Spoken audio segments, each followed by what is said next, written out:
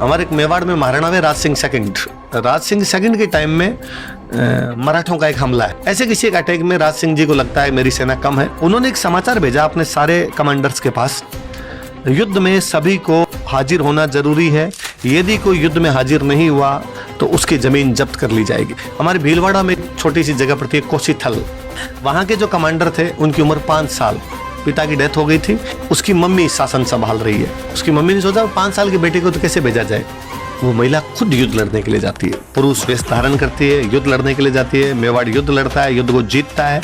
शाम को जब घायलों को उठा रहे थे तो उन घायलों में एक महिला मिलती है जिसके तलवार लगी है यहाँ पे, इसलिए उसके खून निकलने से उसके बाल पूरे गीले हो गए। एक अंधेरे में जब हाथ डाला एक सेनापति ने तो उसके बाल हाथ में आए। उसने पूछा कौन हो तुम, जासूस हो? महिलाएं उस समय जासूस का काम किया करती थी, कोई जासूस के रूप में नहीं भेज दी गई हो। उसने कहा यदि राणा जी को बुलाया जाए तो मैं बात बता दूंगी वरना नहीं बताऊंगी। उसने कहा मैं कोसीथल के ठाकुर की माँ हूँ, आपने कहा था कि जो नहीं आएगा उनकी जागीर जब्त कर ली जाएगी, मैं कभी नहीं चाहती थी कि मेरे बेटे की जागीर जब्त कर ली जाए।